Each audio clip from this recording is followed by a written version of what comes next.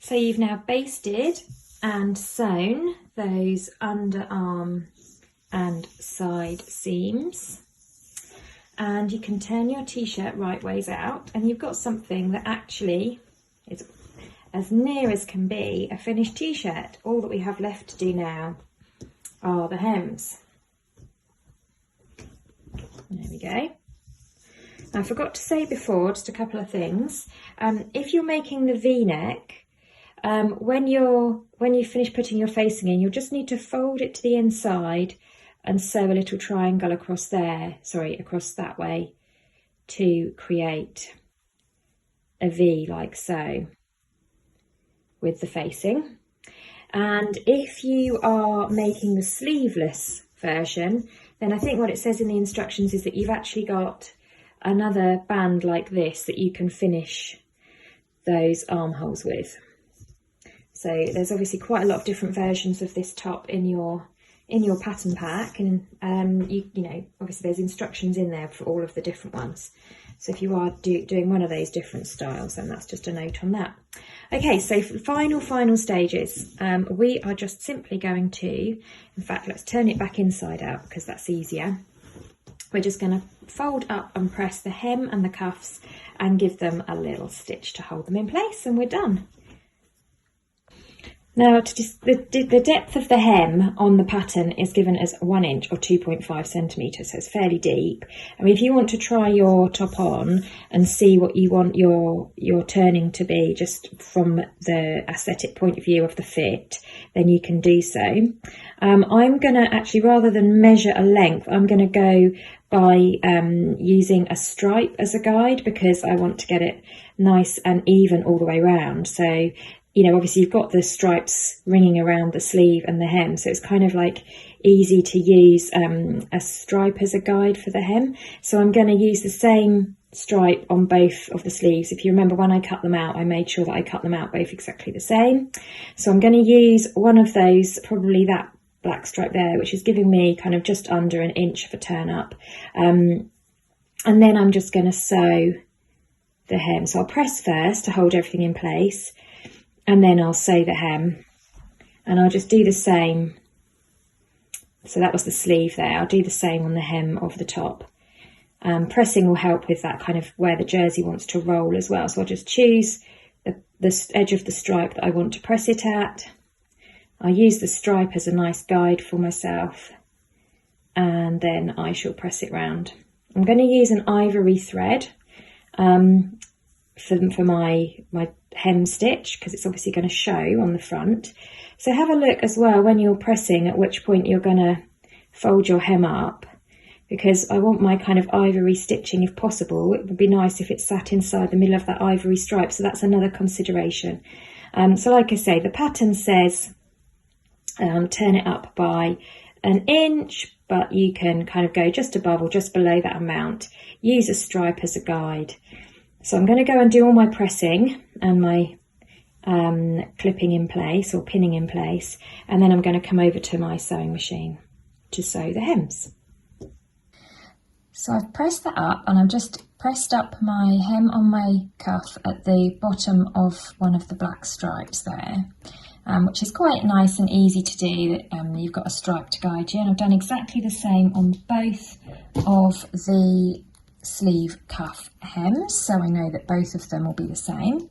And this little black stripe here just lands in the middle of one of the white stripes. So I'm using kind of, well, when I say white, I mean ivory. So I'm using kind of an ivory thread here, and I'm going to use a zigzag stitch to secure that. And I like using a zigzag stitch on the hem of these because they stretch with the fabric, but also the kind of zigzag, if you can get it to jump over that raw edge, it kind of gives you a nice neat finish on the inside. And I actually sew my zigzag looking at the inside, so I'm just gonna, my zigzag stitch is gonna straddle that raw edge, and it just keeps it all looking really nice and neat. If I go on to my actual fabric, my actual top, I'm gonna grab a piece of scrap that I've got there, pop that under my machine, and just have a play about to get the desired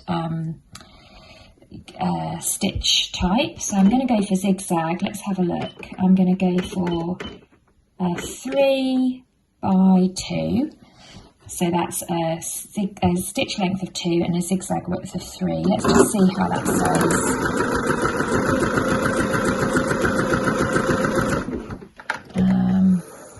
There we go. And it stretches with the fabric, and I think that's quite nice and neat. I'm just going to see what it'll look like a little bit bigger. So I will go for stitch length of 2.5 and a stitch width of 4. And just see, I might like it to be just a little bit bigger. Actually, let's do my test stitch horizontal, because that's how it's going to look, isn't it? It's nice to always just have a play about before you actually sew your real fabric, because then you can make sure that you're happy with what, oh no, that's too big. I think the smaller one looks better. Okay, so what did I say? 2 by 3. Let's try again.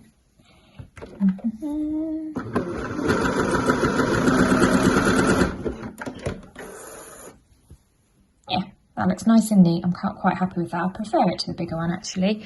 So I'm going to use that. You have a play around with yours and see what looks good on your fabric and what you're happy to use. Now the end of this cuff is obviously quite narrow. Even if I take off my free arm, I don't think, let's see, might fit actually. Let's find out. Might just fit. Whoa. No, it's not going to fit happily. It wants to stretch, and I don't want to stretch it when I'm sewing it. So what I'm going to do in that case is I'm going to turn the sleeve right sides out so that I can get to it. So I'll quickly do that now. Whoops, being careful of the pins.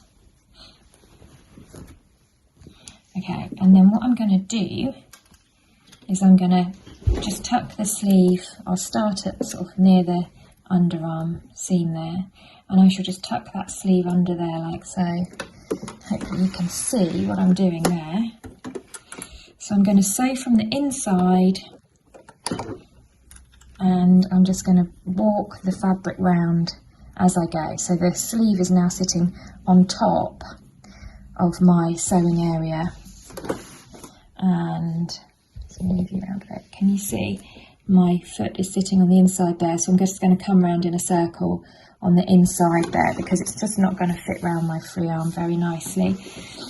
Let's move that camera in so that you can see as I'm sewing. A little bit of keyhole sewing surgery there.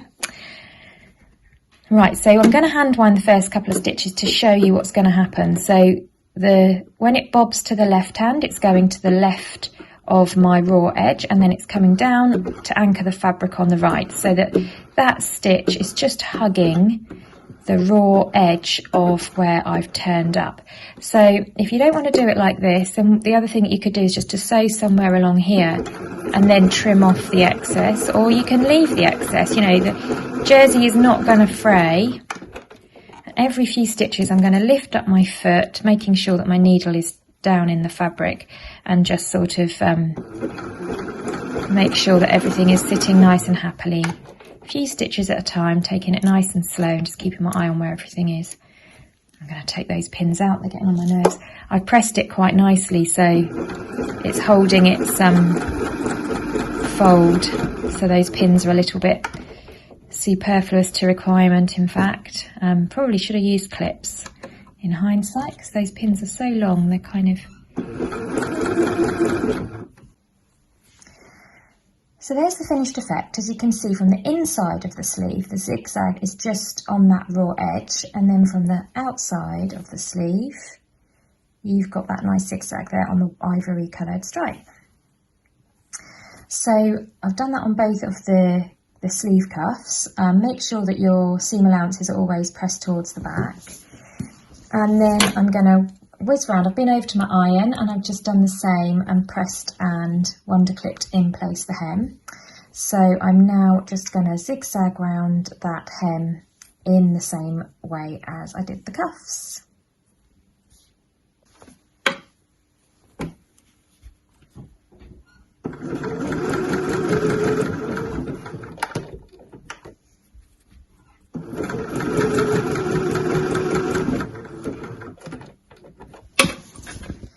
Stop every few few stitches if it looks like it's sort of curling up or coming off where I want it to be, but by and large that's stitching along nicely there. And there we go, I've given that a press and that is finished. So again, the stitch just encases the raw edge on the inside and sits within the ivory stripe on the outside. And I think that ended up being roughly a 2 centimetre turn up on that hem. So obviously it depends, if you're using a plain fabric or an all over print, so not a stripe, then you would just turn that hem up by an even amount all the way around. Where you've got the stripes, you can use the stripes to help you and to keep it looking neat and regular. And there it is, finished, our finished Breton stripe tee. So I hope you've enjoyed that sew along. I'm going to go and try this on now and take some photos, and I think I'm going to be wearing this on my coffee morning tomorrow, and probably going to be wearing it all weekend actually. I'm rather pleased with it. It's one of those wardrobe staples that I think you can wear again and again.